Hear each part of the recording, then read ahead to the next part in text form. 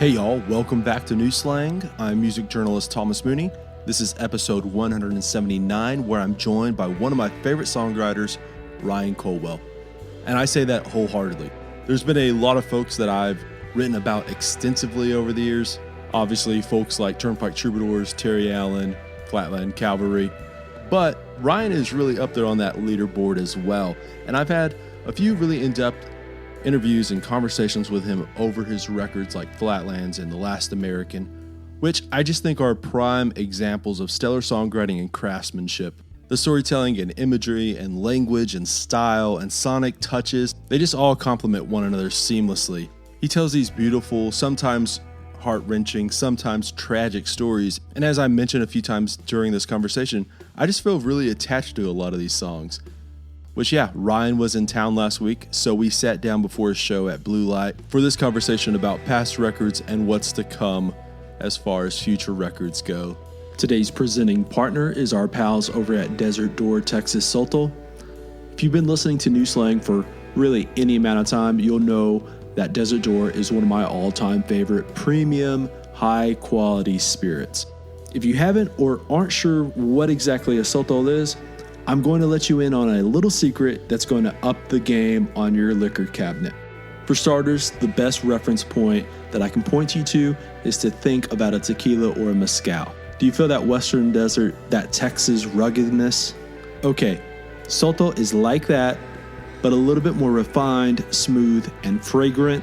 It intrigues the palate and offers these hints of vanilla and citrus. There's an earthiness that often sends me right back to my Trans-Pecos and far west Texas roots. There's plenty to love about Desert Door. For me, it all starts right there.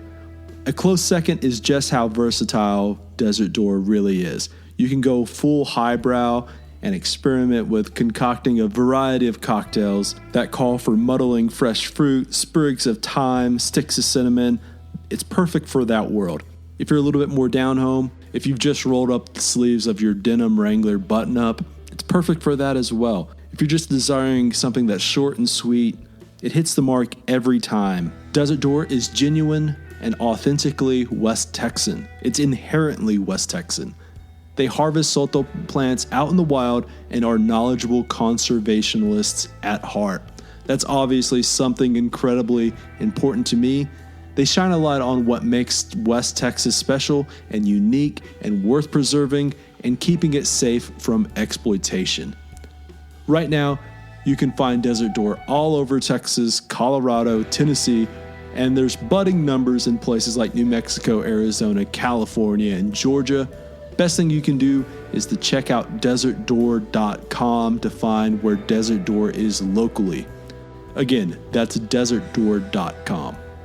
If this is your first time listening to New Slang, be sure to hit that subscribe button. New Slang is available virtually everywhere you listen to podcasts. If you're listening on Apple Podcasts, though, go ahead and leave one of those 5-star reviews. And of course, New Slang is about as grassroots an endeavor as they come, so telling a pal or two, that goes a long way as well. A retweet or a share on Facebook or Twitter, they all add up, and of course, that helps the podcast grow. You can go over and check out the merch store as well. That would be newslangpodcast.bigcartel.com. There's t-shirts, shot glasses, stickers, koozies, coffee mugs, and much, much more available over there. And of course, all the links right there, they will be in the show notes. All right, let's get on into it. Here is Ryan Culwell. I guess like the last time I saw you was in Austin. Oh, yeah. Down at, where was that? It was like on Tech Camp, or on the UT campus. Cactus Cafe. Yeah, there you go. I'm not very well in depth with all the UT stuff down there. I know it was just like, went down, I was in town, and so text you. It was just one of those awesome things where you were playing there, where you hadn't been over here in a long time. I don't know where this story's going other than that's the last time. It's good to see you. Last time we talked was then. It was right around the time the record... No, it was like a year after the record came out. Yeah, it's been a while, yeah. Yeah. That was a wild trip. Then I played all the rustics, and watched people eat their queso and chicken, quail eggs, and whatever they were doing. Quail eggs. I think so. I don't know what they were eating. Is that on the rider? I mean, we weren't eating them. I think we got fried pickles. Yeah. There's lots of sundresses and quail eggs going on at the Rustic. Nice place. Sounds like. Have you been there? No, I've not. Oh, it's just like a giant restaurant with a stage. Yeah. All the lights just came on, all the neons. I want to be gracious to the Rustic, but the first, they were very kind to us, and it was really nice. It was hotter than hell in San Antonio, the first one we played, because they have several of them, and we played them all, and it was great. But the first night in San Antonio on like a Wednesday or something, and we get done with the first song, and I swear to you, it's never been so dead. It was just silence. Not even like okay, good job. And so that's what I remember about the Rustic. Yeah. Quail eggs and silence. Well, I don't know. Maybe they were just, I don't know. I think it was hot and Wednesday, and they were like, who the hell's this guy? And I'm playing this ominous stuff. And I was like, hey. You're returning to San Antonio soon, though. Yeah. This time with Jamie Lynn Wilson. Joint. I don't know if it's going to be. Lynn This Wilson. is out by the time you play, but It's all good. we'll talk about that. Obviously, Jamie, Yeah. great songwriter. I know me and Jamie have talked about you before.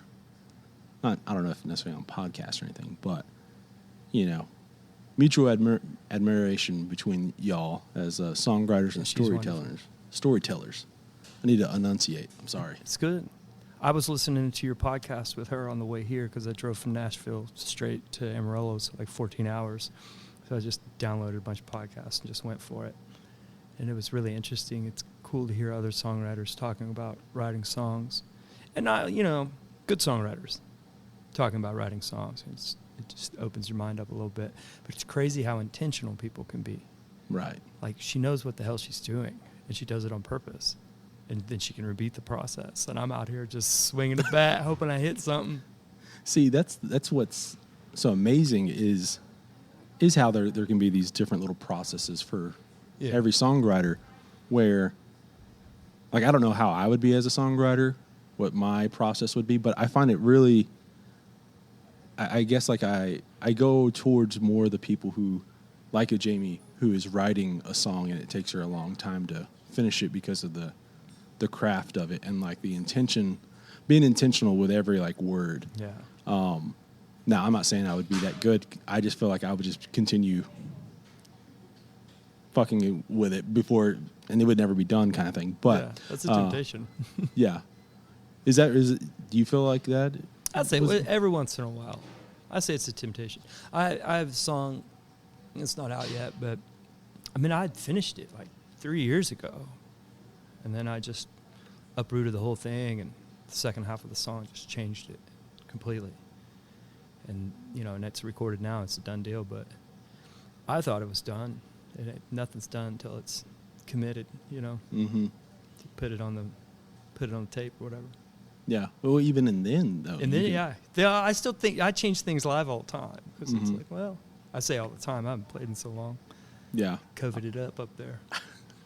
I was talking with, not to name drop here, but I was talking with Jimmy Dale Gilmore earlier nice. today. Not the name drop. And they were, one of the fascinating things with the Flatlanders is how they kind of have like a shared catalog where they've all kind of recorded these songs individually and then together and then like again. And it really shows you how a song can be like the many interpretations, even just among three artists. Yeah, it's like a tiny little bluegrass world. Like a bluegrass, they have like, here's the standards. There's 100, 200 songs, but everybody knows them. Here's a tune, here's a song. And, we do it like this. Well, that's just a slight variation. My grandpa showed me, and it's like, they just did that amongst themselves, and you just get to watch things bloom. And Right. I feel like Texas used to be more like that. Maybe it's still like that, and I'm just unaware. But like you look back and you see not just those dudes, but they're covering some other guy, way down, covering Guy, Mm-hmm. That whole world was that way. My daughter's, one of their favorite songs is Emmylou Harris covering Guy Clark's New Cut Road. And you're like, well, that's a whole different song now, Right. And the world just is, now now I'm like, hell, I'm playing my songs, listen to me. And so maybe it's better to spread the love. I think there's Explore. there's something to both of those aspects, though. Sure. Where I know that because I've tweeted about that before. Like, we don't ever get any like covers. We don't have a song. There's not like a standard that everyone covers anymore or cuts. Like, Yeah. Everyone's cutting every Christopherson song, right? There's like 100 versions of Sunday Morning Coming Down or something, Yeah. right? And I guess like I know Drew Kennedy had mentioned it's probably because now you're only given like so many times to cut a record. You're saving money yourself to make a record, and then like maybe you feel Maybe like those 10 songs, like those whatever number it is.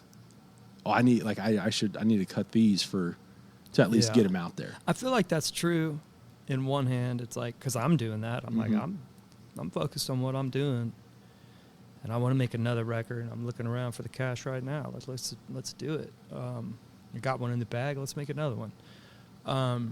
But on the other hand, it's cheaper than ever to make a record, right? You could do it right here. We could just set up right here when they're closed and make a record. You could probably do it with this little machine you got. I would assume you throw that on a laptop, we're good to go. Yeah. So that's true, but it's also, we're all bullshitting ourselves a little bit, Right. Well, I there's something though where maybe, and this is, people cared about records back then, but there was less of a focus on you making some kind of thematic record, and it was like, where Dolly Parton gets 3 records out in a year. And like Johnny Cash is putting 2 records out every year. I guess getting them out there and getting attention on them is a whole different thing. You can make them. It's just nobody gives a crap because there's so much going on. Yeah. Well, and that goes to that whole thing where maybe, now granted, there was, concept records back then, and there's records that roll together and all that kind of stuff. But in a way where it's more like, hey, here's the next batch of songs. There's more of that going on, And even like Willie Nelson's doing that kind of stuff, even though we all kind of think of him as being more of a prolific songwriter. He's still cutting a whole bunch of other people's stuff. How many records is it? Is it 140? I cannot remember the Texas Monthly ranking list, but it's crazy. It's a ridiculous amount of records. I'd like to do that, but man. Yeah. Yeah, it's almost like the easier it is to make a record, the harder it is to get attention on it, get any ears on it. But I make thematic records. I mean, I don't do it on purpose, but it always just, hey, these are obviously stick together, so try to figure out what I'm talking about. And I remember to it, but one of the first times we talked, it was around when you were putting out Flatlands, and obviously, like, I gravitated towards that record because it just felt like this was home. And you were saying it in a way that felt refreshing but familiar.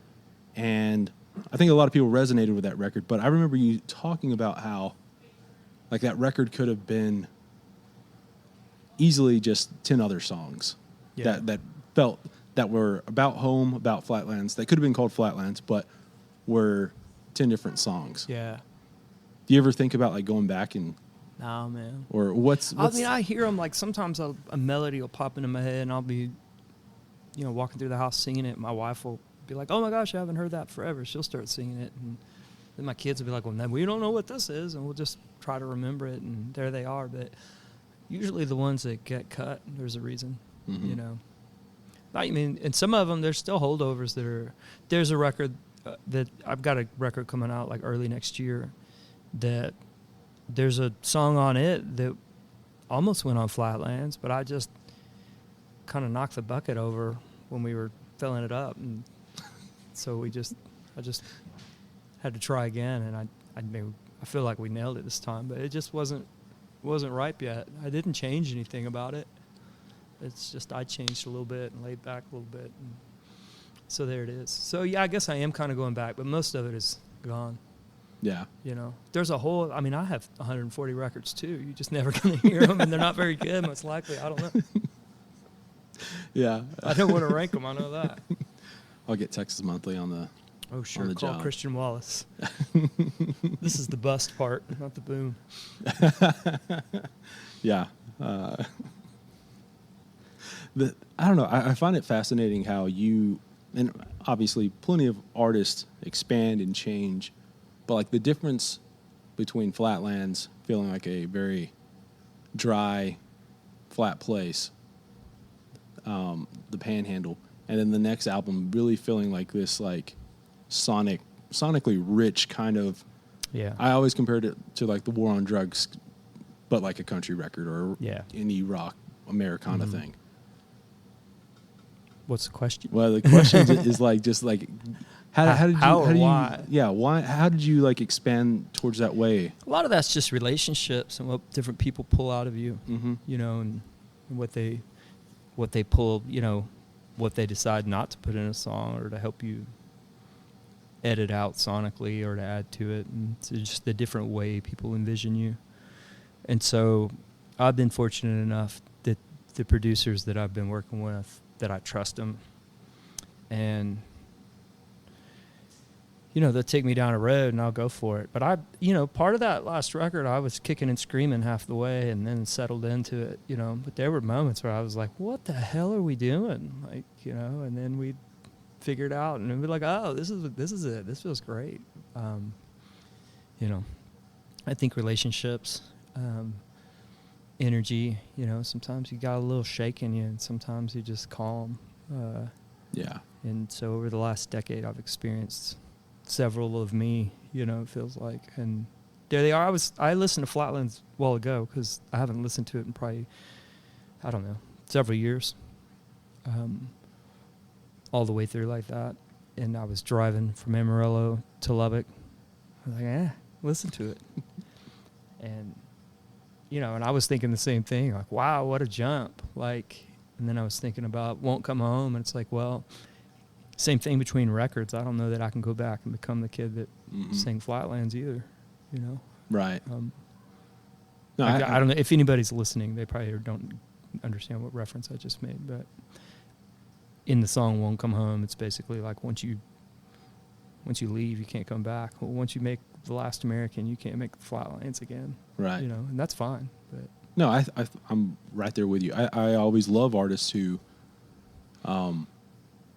they sound like when I was 25, they sound like when I was 25. And then they sound like 30 when I'm 30. Yeah. And just the progress. You may not always love the direction it is. I know like a lot of people, the easiest example is like with Sturgill Simpson, right? As far as like people just either love it or hate it. And some people are there and okay with the ride all the way through. And some people are like, let me off here. Yeah, I think maybe sometimes it's good to shake off those hangers on, just like get somebody new on your back, because if you're not digging it, then just I I trust artists. You know, I don't like many artists, but when I do, I'm like, I'm in. Take me on a ride. I might not like the view from this one in the beginning, but I'll learn, you know. Like, for me, I think we've talked about this in the past. So it's like all my favorite music is music I used to hate.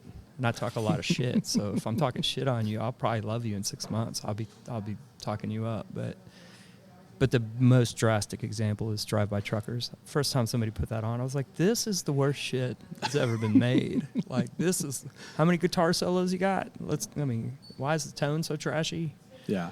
And now, you know, really influential on not just the way I play music, but the way I think about things. Yeah. I think like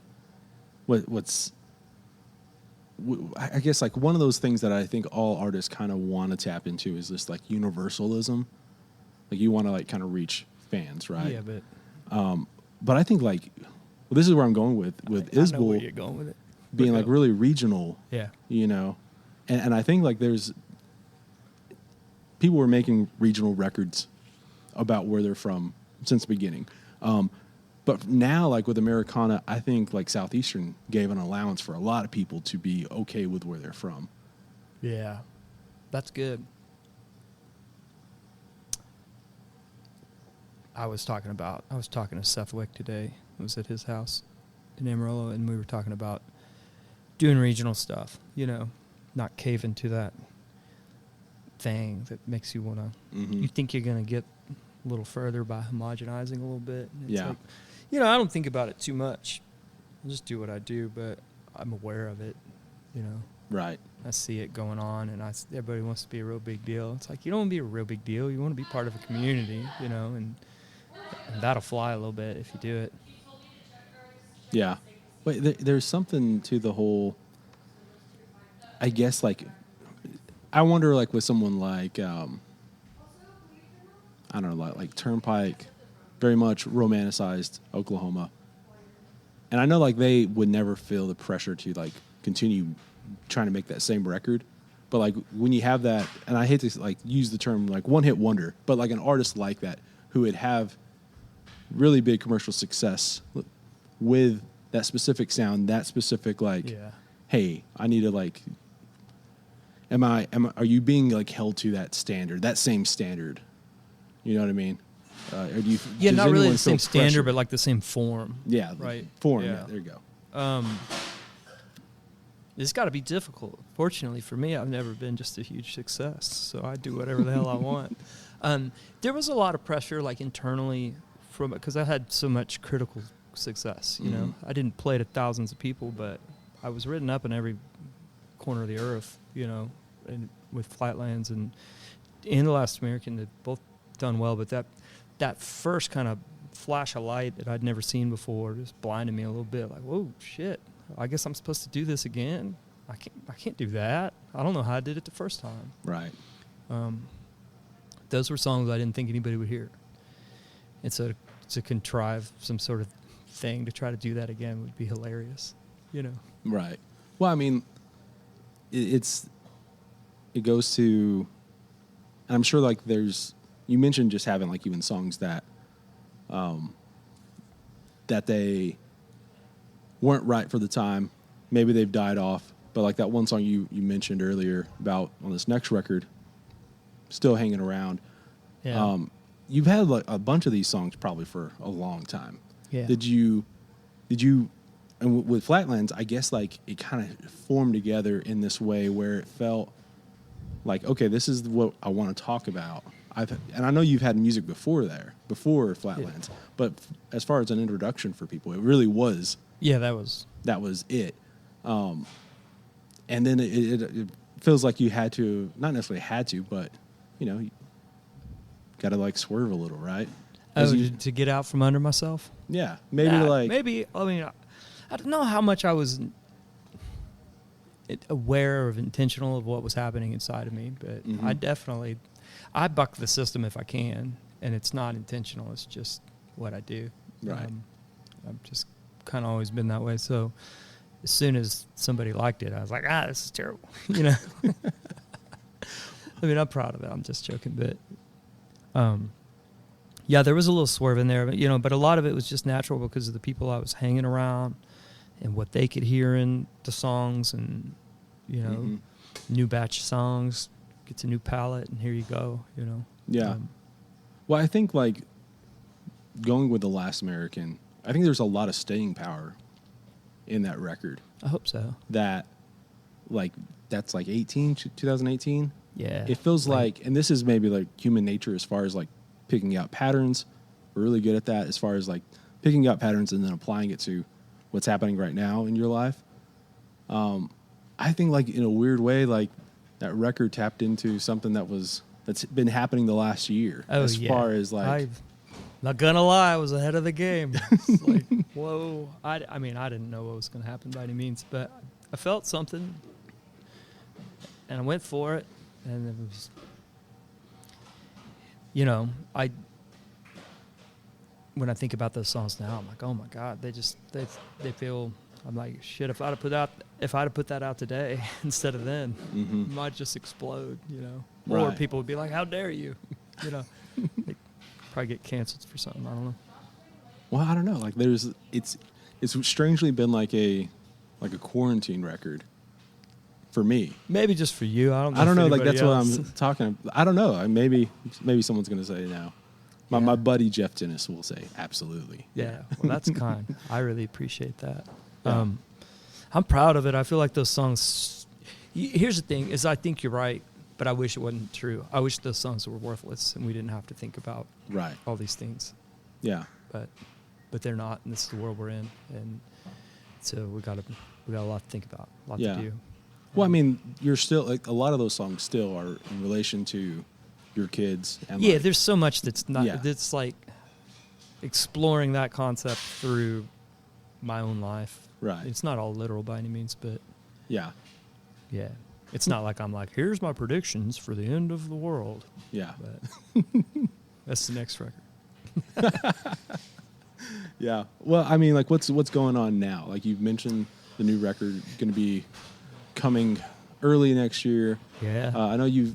I don't know if it's just been texts back and forth, but what's been like the past year as far as what you've been working on? Like, what's been the. Well, I did that thing with Aubrie Sellers. We decided to cover Head Like a Hole from 9 Inch Nails, which, people either love or they're like, F you, buddy. And I'm like, I know, man. I get it. I hate myself, too. Like, you're not telling me anything new. You shouldn't touch a song like that. But we did, and it's good, so kiss my ass. And here we go. So we did that.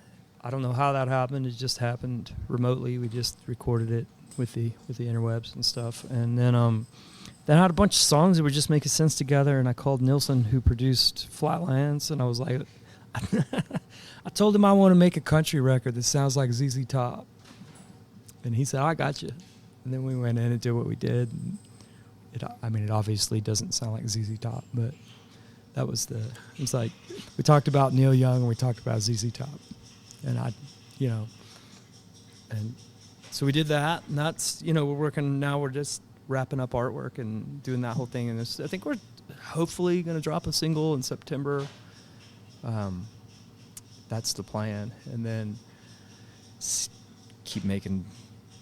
dropping, keep more videos, more pictures of my ugly face all over wherever we can put it, and try to get people to listen to it. But I'm excited about it. I think it might. I'm in the fortunate position to this record and the two before it. I feel like they're all my best record I've ever made. So I'll, if you ask me the best record I've ever made, it's all three of them. This one's the best record I've ever made. Right. So. Yeah. But I wouldn't talk ill of the other two either. Man, I'm pretty happy. This episode of New Slang is brought to you by the Blue Light Live here in Lubbock, Texas. Blue Light has long been the heart and soul of the Lubbock singer-songwriter scene and has been a home away from home for some of Texas, Americana, country, and rock and roll's finest over the years. Talk with 99.9% of the songwriters who have come out of Lubbock and the Panhandle at large over the past 20 years, and they'll point to just how integral and necessary the Blue Light is. With live music and touring slowly but surely coming back, spots like the Blue Light are getting back to their usual ways as well. That means music every night of the week. Do you want to see that schedule? Well, I've got a few options for you. 1, go to their socials and give them a follow. That is at Blue Light Live on Twitter, at The Blue Light Live on Instagram, and of course by just searching The Blue Light Live on Facebook. They're consistently posting that week's lineup of shows, as well as those heavy hitters that ought to be on your calendar that are coming up on the horizon. 2, check out BlueLightLubbock.com as well. There they have the full schedule, the cover charges, time, any of those specials that may be happening. While there, go check out their merch page. They have a wide range of hats, koozies, hoodies, sweaters, beanies, jackets, and so much more. You can, of course, get all of your merch needs when you go see your favorite band take the stage at Blue Light. Just ask the bartender and they will get you all set.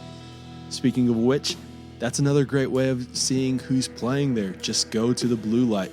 It's at 1806 Buddy Holly Avenue here in Lubbock, Texas. And of course, again, that is BlueLightLubbock.com. I'll throw a link into the show notes too. Maybe I'll see you there. Okay, let's get back to the show.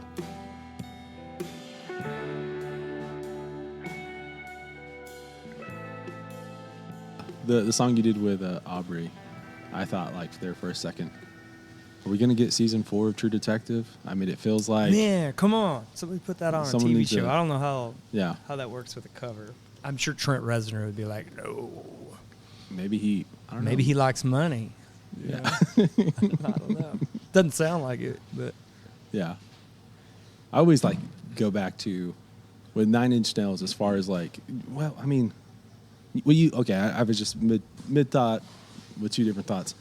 Clearly you have to get, because Trent Reznor and Atticus Ross do so many soundtracks now for movies. Clearly you have to work it into something he's working on for a movie. You know what I'm saying? As No. far as getting your cover in a soundtrack. I should aim at That's- what he's already doing. Slide up like in there. whatever that's the Yeah. route. That's a good way to think about it. Yeah. I The signed other a- thing, I signed though, a sync deal here the other day, and so maybe they'll figure it out. You know, get me on some TV. That'd be nice. yeah, You know, we're gonna get you on Yellowstone. it'll legitimize me to you know, my people I actually know. You know, people you know are always impressed if they see you on TV. Right. It doesn't matter if it's the news or True Detective. Well, is it the going back to getting all the critical acclaim with Flatlands and the Rolling Stones and all? Is that where like you heard from people, family going, yeah. oh, okay, Man, okay, yeah. and like I think for some people there's a temptation to be able to laugh or shrug that off a little bit. I'm like, nah, embrace it. It's good, man. If you, I just wanted to make good. Just hometown kid makes good. That's all I wanted. Yeah. And so I think I made some people proud. It feels good. What was it the other day?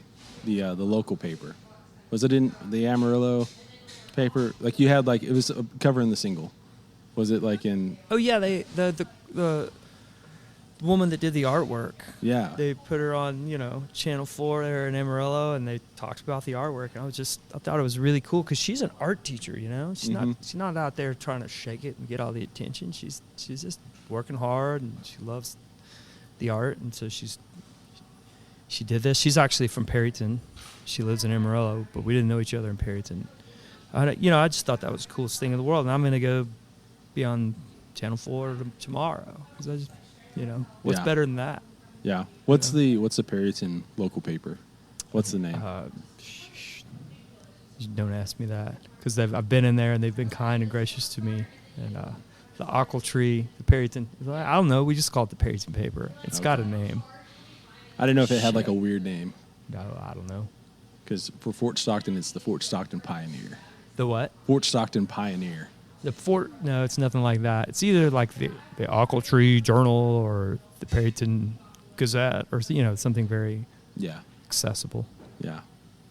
Well, Pioneer. That's pretty 'Cause- great. The Pioneers got them all beat. Yeah. There's still always one of those things where I always kind of romanticize the idea of like moving back to Fort Stockton and taking over the Pioneer and just like reporting on, just giving up all this shit because it's not working. But like going back and just covering, That might be amazing. arrest records. Don't give and- up that idea. That's pretty awesome, actually. Earl got drunk again. Good way to go in debt. Buy newspaper. Well, I think, why do you got to buy it, You just do it. Run it into the ground. The squeakiest wheel I've ever heard back there. Yeah.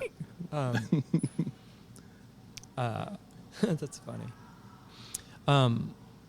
I was thinking Fort Stockton. I was listening to you and Christian Wallace talk about ice skating Oh, in Odessa. in Odessa. I just laughed Oh, so hard. What a sight. yeah. I'm picturing you as adults, like Yeah. on some sort of mandate. Yeah, that's Sweating always the weirdest thing, right? Thinking about the people you know as adults, Yeah. as like when they're telling like You're stories just a about smaller Thomas Mooney. Yeah. You're just like, had the beard, all that kind of stuff, yeah. even at 8, 9, 10, all that kind of stuff. Oh, yeah. I don't know why it's such a weird, like why there was what their I guess reasoning on building the ice skating rink, other than maybe like. Probably money. Give right? the youth a place to get off the streets so they're not out there doing drugs. We can't have those skateboard parks in our town. Yeah. Let's get an ice skating rink. When I lived in Michigan, before I came down here. So maybe that's the story. Maybe not. One of my favorite stories about Music City Mall, that's the mall in Odessa. And this is like, it sounds urban legend and it sounds so ridiculous that it must be true. And that is that they had done a study that like more people stay in malls longer if it's carpeted. So that's why like the mall in Odessa is a carpeted mall. Gross.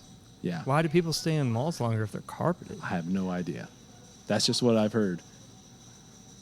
Maybe their feet don't hurt as bad, so they're just comfortable. The power walkers. Yeah. Walking around. Yeah. That's a weird. I hate carpet. I think that's universal. For sure. Nobody likes carpet, especially in a mall. I was thinking last time I talked to you, it was a weird conversation on the phone. And what I didn't realize, and you might not have thought so, but I got off the phone, I was like, oh. And then we were on Clubhouse before that, and I was kind of aloof on Clubhouse, just rambling, and some old guy with a mustache who has a cool mustache was like trying to ask me about my music, and I was like, I don't know, man. But just my official apology to that guy. I totally didn't know I had COVID, and I was going down the tubes. And by the time I went home, I jumped on the phone with my brother. I was on the phone for probably an hour after I talked to you. I was like, I sat in the car and talked to my brother for a little bit, and I was like, oh crap, I don't know if I'm gonna be able to get in the house. It just happened, like boom. So that's my apology for my strange behavior on that day, if there was any. I didn't sense any, but the COVID brain, the COVID like rapid decline it's is real.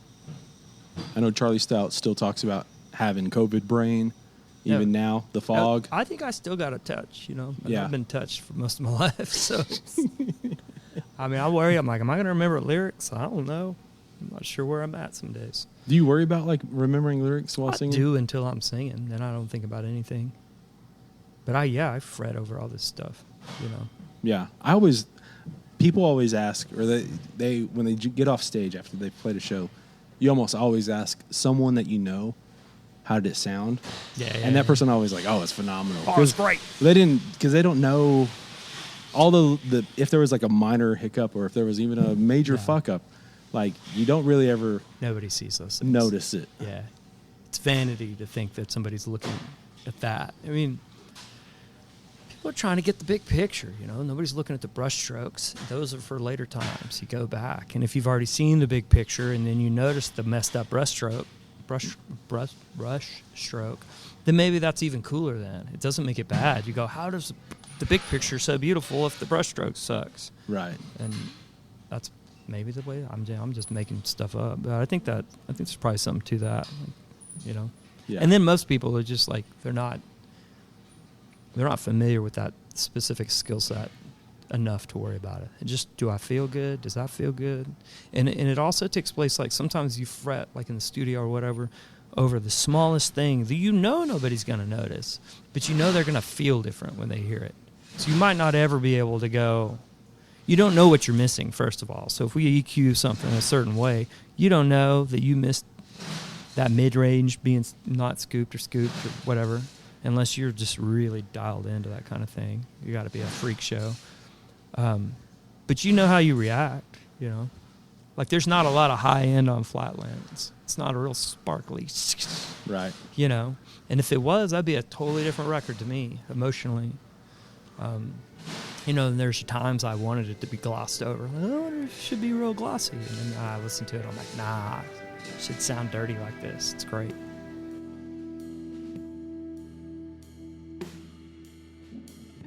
I want to break one more time to talk about our pals over at Desert Door and offer up a quick Thomas Mooney's Cocktail Minute.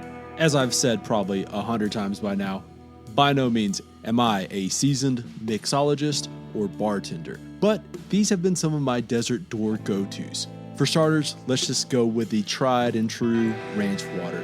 Pop the top off the Topo Chico, take a good swig, now pour in some Desert Door, and top it off by throwing in a few lime wedges. Never fails. This one, it's so simple it probably doesn't even count. But again, pretty foolproof. Do the exact same thing, but get you a Mexican Coca-Cola. I guess you can go with a regular one, but you're really cutting yourself short if you don't opt for the Mexican import variety. All right, here's the change-up you've been waiting for. Desert Door Sangria. This one is prime for when you have company coming over and you aren't wanting to just be over there making 6 different drinks at a time.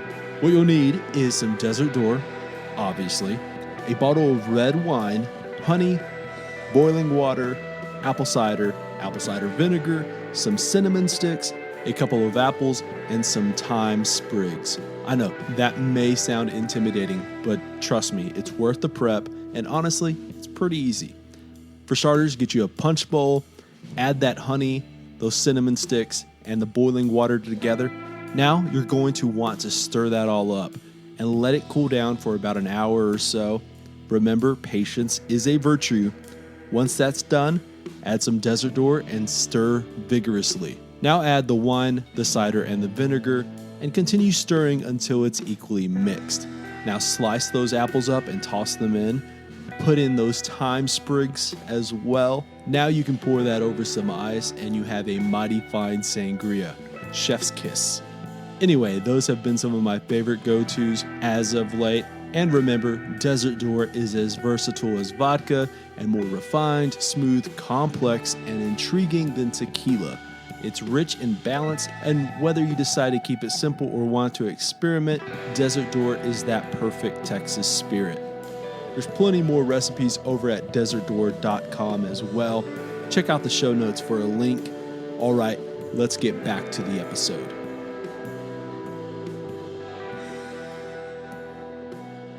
You see it a lot of times with young songwriters, especially like during songwriter night up here on Mondays or like during the competition, the lowering of expectations. And that's oh, this song's brand new, guys. Don't Oh yeah. Never do that. Yeah. And I'm always like, yourself. just no one is going to know. You could do the best job in the world, but because you said that, everybody's looking for the brushstroke now. They're like, where does it suck? Oh, I would have changed that. It's not done yet, is it? Here, there's always a guy in the crowd that's like, I got an idea. That one song, maybe if you just flipped this, you're like, okay. I'll come out and tell you how to build fence next week. You tell me how to write a song. Okay. Yeah. That's inevitable. That's just part of life. It's kind of fun once you embrace that. You're like, oh, I'll think about it. I love going on Twitter and anytime Jason Isbell tweets something. That's a song right within there. like 5 replies. Yeah. It's there. And it's death, taxes, and someone telling Jason Isbell there's a song in there. Yeah. The constants. Yeah. It's constant. But it's got, that's okay. That's the rhythm we've got. No, I love it. Like, I think it's so funny. Like, it's the... I bet we only have, like, a handful of stories that you've heard that are, like, genuine. Someone told me there was a song in there. There's probably a shit ton more that we, like... I hear that people don't want to, like... Yeah, I'm sure. It's just... Okay. And it's, a lot of times it's somebody you grew up with or something, and you're just like, you love them, but you're like, that's hilarious. Yeah. Yeah, I forgot what I was going to say. I know what I was going to circle back to. And that's Clubhouse. It's funny, yes. Like, how, like, Clubhouse just... I don't know if anyone's going on Clubhouse anymore. Oh, are you done? I think I am. I got done pretty quick. Yeah. I think I'm my worst self on Clubhouse. I just feel like an ass. I'm like, blah, blah, blah, blah, something to say. Yeah. It's such a, like, what's funny about Clubhouse is, like, it came at the tail end of the quarantine. Yeah. And maybe that's a good thing. Perfect right in the middle of it. Right. You think so, but maybe that was, like, a good thing that it didn't come that early. Yeah, we'd all just been screaming. Yeah. It would have just, every Clubhouse would have been about mask. It's like, just let it go. Yeah. That's the one thing I will say that it's probably a contributing factor of me just not getting on Clubhouse anymore. And I think for a lot of people is that, like, all the conversations ended up at that point of, you're going to get a vaccine, you're going to get the mask on, like, you're going to, like, it just went all, like, everything went back to that point.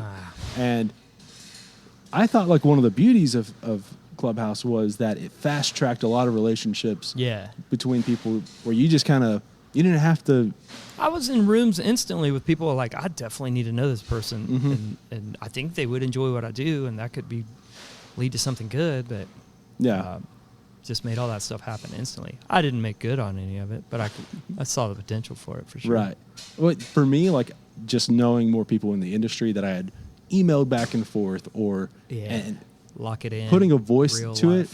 it made it like we're like, oh, okay, these things actually turn now. Yeah. Where because they know my voice, they know I'm a real person, things got done. A few things, you know what I mean? But I quit I think it's just, getting on it because that guy on the icon for the app looks like a dipstick. So I was like, Yeah. I'm done with this guy.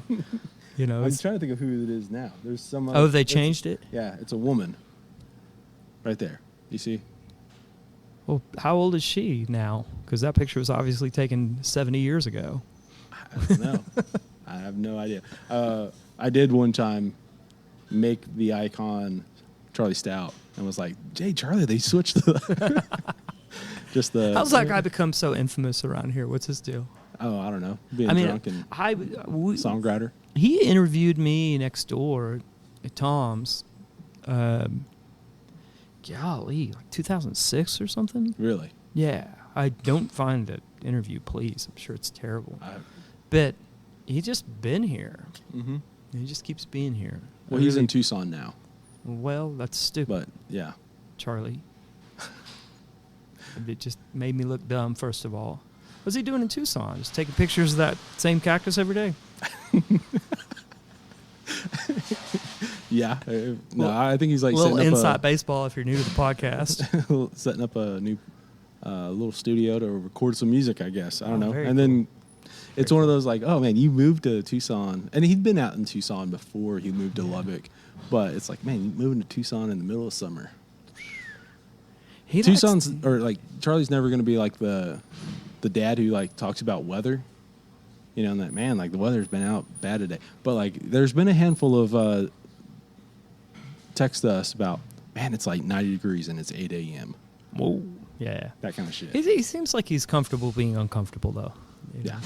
Goes into churches full of rattlesnakes or something to record records. And I assume there's rattlesnakes in there. I don't know. Yeah, it had to be. So,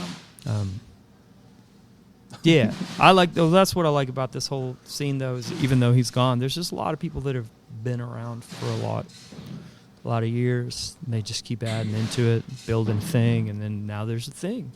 It's a real thing, and it's birthed not just careers, but a sound and, you know, and a movement of sorts. And you see, you know, Flatland and all that stuff now is kind of the biggest kind of banner for it. But yeah. Well, that's the. This was not something that Jimmy Dale Gilmore had said during our interview, but I've read about like him talk about. A lot of people put a lot of emphasis in, you know, Lubbock or the West Texas, the Panhandle being a special place for music, and him kind of being like, this happens everywhere.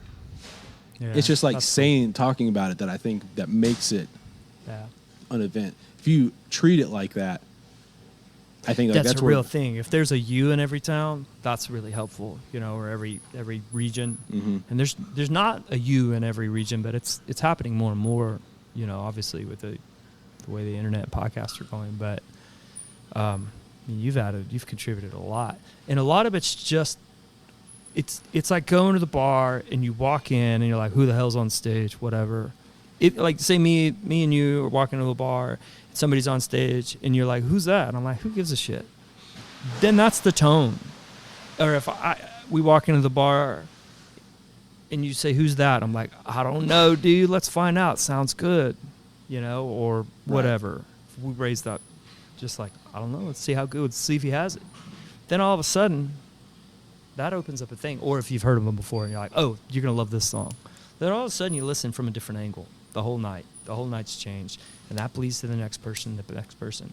And just like a little bit of not just positivity is a nice word, by the way, positivity, but expectation. Yeah. You know, raising it. The opposite of that kid going, I don't know, I wrote this last night. I don't remember the words. You got a cough. But like, hey, you know, really flexing a little bit. It's not a bad thing. Yeah, you know? I think there's something too, and I brought that up to Jimmy as far as the idea of even now, like you're basing a lot of regions, a lot of going back to regional music, a lot of cities, a lot of pockets, basing what they're doing on the history of what others did, right? And that all builds up. Yeah. You know, it becomes a story. Yeah. And I think that's what, more than anything else, is what's made Lubbock cool. Yeah. Or made West Texas You could draw cool. a through line, you know, go from one guy to the next to the next to the next, you know, and there's voices you can hear. There's a what's this kid's name? I'm going to look him up. Hurst, is that his name? Arapaho? Do you know about this? I don't think so. I don't know. Somebody sent me this song from this kid, and I assume he's from around here because he sounded like, I'm not saying he sounded just like so-and-so, but he had that tinge that he goes back. He goes back for 20 years. I've heard that sound. Every single band. There's a voice inflection that is completely Lubbock, you know, and that which is bled out further and further through Texas. And you can hear Parker McCollum, and by God, hold me to it, he sounds like he wants to be from Lubbock, you know. That's what I hear from a distance because I'm not too familiar with the whole scene. But I listen to a guy, I'm like, oh, you sound like the guy that listened to Pat Green and then went into his bedroom and then went to the blue light and then on and on and on and on it goes. You know? Yeah. I think there's something also to even in that it's not just necessarily the what you write or how you write or what you're writing about. It's in the voice, that dryness. Yeah. Like someone like John Bauman, who, for all intents and purposes, grew up in San Antonio, even though he's born in Amarillo. I've never heard like a more West Texas voice than John Bauman. Like, I was listening to y'all's podcast here a while back, and y'all were talking about like, you know, me and you talked a long time ago about culture and about like being isolated from, you know, because when Flatlands came out, everybody's like, oh, I bet you listen to Joe Ely every day of your life. And I'm like, I think I know one song, maybe. And then I listened to him, and I'm like, well, I do sound like this. I am in this lineage. I just, by proximity of, like, by the dirt in the air, I mean, you kind of can't help but sound like that. But then I feel like I'm misrepresented because at the time I told you, like, well, everything way up there in Perryton, 2 hours north of Amarillo, right? You're just in the middle of nowhere. It was just imported on MTV, whatever's coming on your box, you know.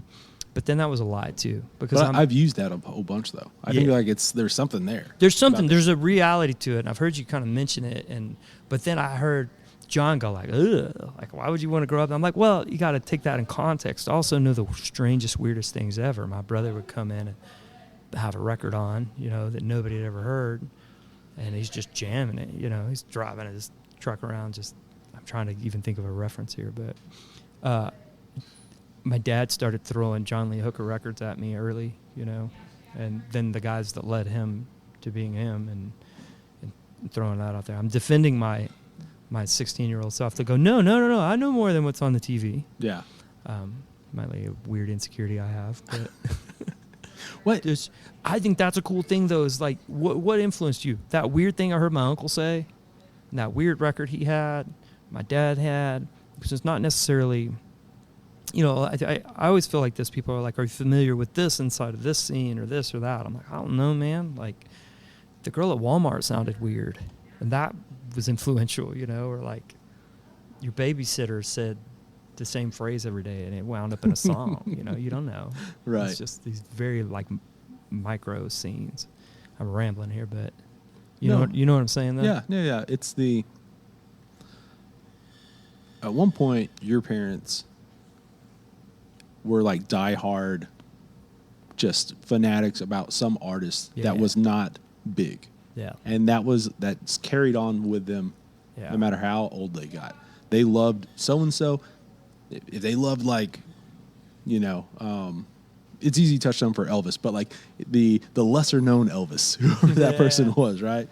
My dad always thought Foster and Lloyd was just the coolest thing in the world, you know. And the cool thing is, when he came to see me in Nashville the first time, they were playing a free show down the street. It's like, let's go. Yeah. Walked around the corner. He's like, oh, my God, you know. Yeah. Stuff like that. I mean, that's a pretty big band, but also not a pretty big band. Right. You know. Yeah. And I guess that's my point. It's like there's always going to be that indie cred that you didn't know that your parents were that cool. Yeah. And then mixed in with all the top 40 stuff. For sure. And like our top 40, as you mentioned, was the MTVs, the VH1s. Yeah. 90s country radio. But in a lot of ways, it's the same thing that was happening for your grandparents whenever like you could catch radio from Mexico and Chicago. But it was just a different thing. That was still going to be like top. That was still like that top layer. Yeah. Even though like the stuff from Mexico, they were playing a lot of blues and a lot of like, minority type of records as far as like African Americans and Spanish and all, you know what I mean? But I think it's still kind of the same thing. Yeah. But We're all dialing into the same thing all over the world. That's cool. Yeah. I'm going to get you out of here on this. And this is about, you moved up to Nashville and somehow like you still run into like people from West Texas. Sure, man. Somehow, all the time, right? Yeah. I played the show where I got COVID, which I swear that's where I got it. That entire half the bar was from Lubbock, literally, and Ross Cooper was playing, and we were being discreet because everybody was shaming everybody for trying to make a living and play music. But